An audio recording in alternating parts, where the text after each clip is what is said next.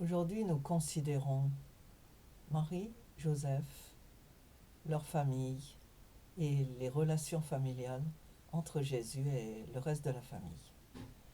Il faut d'abord dire que nous, nous savons cela, bien sûr, c'est que la Bible avait annoncé dès l'Ancien Testament, dans le livre d'Isaïe, qu'une vierge concevrait un enfant qui serait le Messie.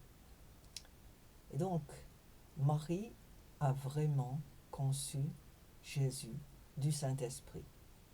Joseph n'a rien eu à faire là-dedans, et en fait, l'affaire a mal commencé, puisque Marie s'est trouvée enceinte sans que Joseph l'ait compris. Et par conséquent, il a considéré un moment la possibilité de rejeter sa fiancée. Mais il a été visité par un ange en rêve, ce qui l'a encouragé à l'épouser, à épouser Marie. Et donc, la Bible dit que Joseph et Marie n'ont eu aucune relation sexuelle jusqu'à la fin de la grossesse et jusqu'après la naissance de Jésus. Et c'est ce qui est dit, mot à mot, texto, ils n'ont pas eu de relation jusqu'après la naissance du Christ. Ce qui veut dire, en bon français, qu'ils ont eu des relations sexuelles après la naissance de Jésus. On sait bien que la tradition catholique a toujours dit que Marie était restée vierge, qu'elle était toujours vierge, qu'elle n'avait eu aucun autre enfant. Nous allons voir ce qu'il en est. Donc d'abord, la Bible signale que Joseph et Marie, qui étaient fiancés et puis qui se sont mariés, ont attendu donc la naissance de Jésus pour qu'il n'y ait pas d'ambiguïté, et après coup, ils ont eu des enfants. Et la, le village de Nazareth, où habitaient Joseph et Marie, connaissait bien la famille. Et il est écrit dans plusieurs passages de l'Écriture que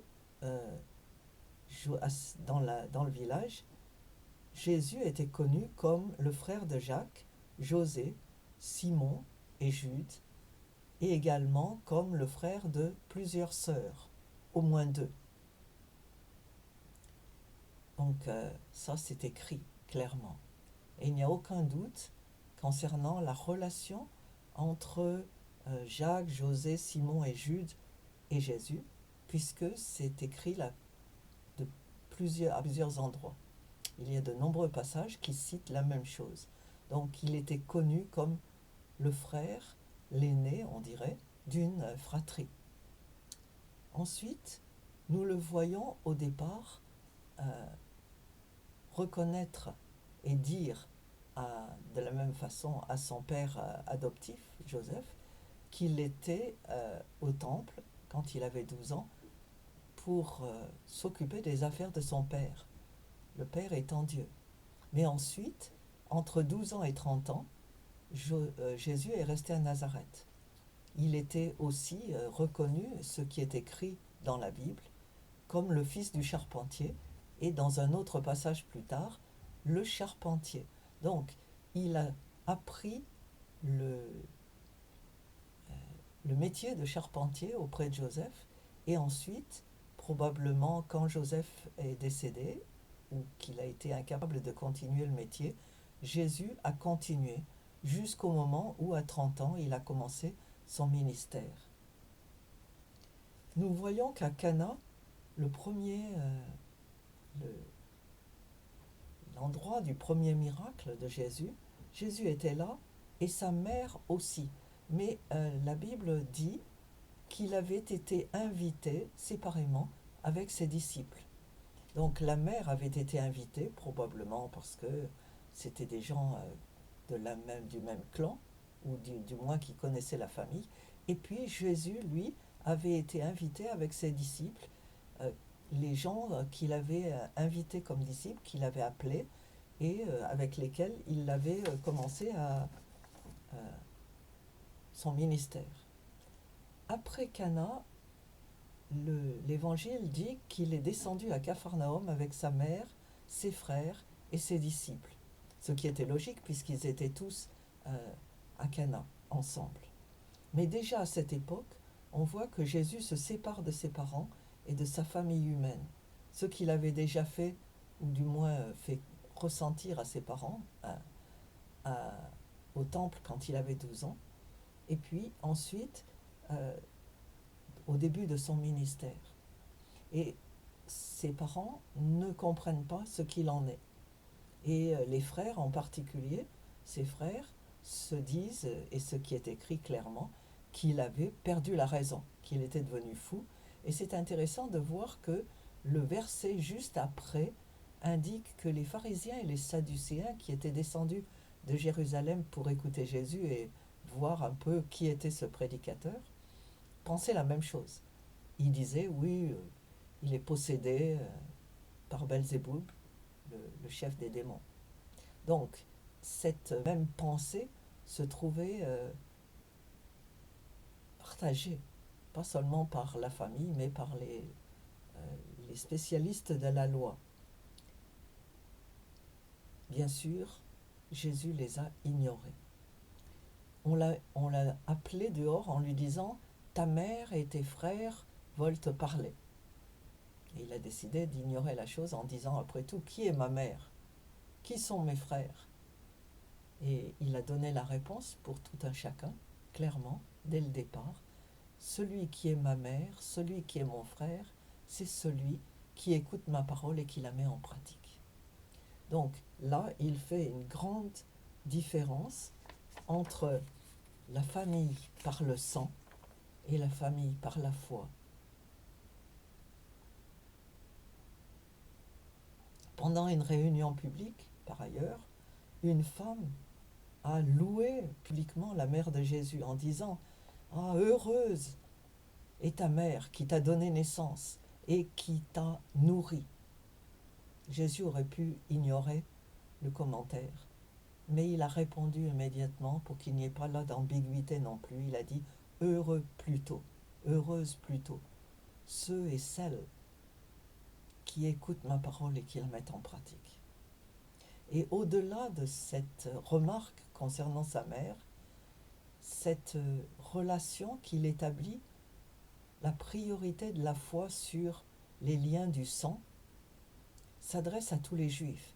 Parce que les juifs pensaient et pensent toujours qu'ils sont les descendants d'Abraham par la mère, chaque fois, et que par conséquent, on peut retrouver cette descendance, cette preuve, dans leur ADN. Le sang parle. Mais Jésus dit non. Les vrais descendants d'Abraham, ce sont ceux qui ont foi en moi, qui me reconnaissent comme le Messie, qui prennent mes enseignements et qui les mettent en pratique. Et ensuite, on voit que la famille de Jésus s'est retirée. Elle ne l'a plus suivi. Pendant tout son ministère, qui a duré à peu près 3 ans et demi, sa famille n'est pas là. Ceux qu'on voit, ce sont ses disciples, non seulement les 12, mais plus de 70, 72 en fait, et également quelques femmes qui sont mentionnées à plusieurs reprises, qui s'occupaient de l'intendance, donc qui nourrissaient Jésus et ses disciples de leurs biens.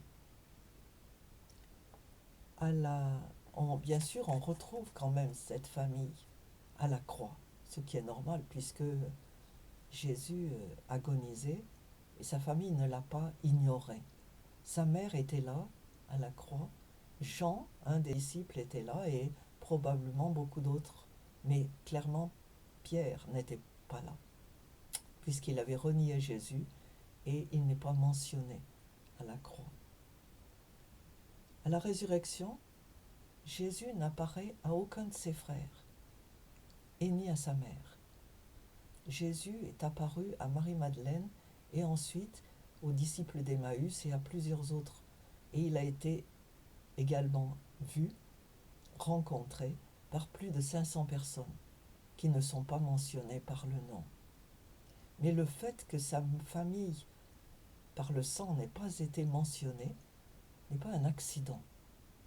On ne peut pas dire « Oh, de toute façon, il devait être là avec eux. Il a dû les rencontrer. Non. S'il avait vraiment rencontré sa famille, ça aurait été mentionné comme une chose importante. Puisque, après, à la Pentecôte, sa mère et ses frères sont mentionnés parmi les disciples. Les disciples de Jésus étaient là à Pentecôte, et sa mère et ses frères, entre-temps, l'ont reconnu. Il y a eu un changement. Ils ont fait ce mouvement, famille par le sang, du côté de Marie. Ils sont devenus, puisque c'était des demi-frères, des demi-sœurs, puisqu'ils étaient, eux, les enfants de Marie et Joseph. Ils ont fait ce mouvement de conversion. Donc, qu'est-ce qu'on conclut de ça? On voit que Jésus était le premier de toute une famille. Il a eu des demi-frères et des demi-sœurs, ce qui n'a entamé en rien la sainteté de sa mère.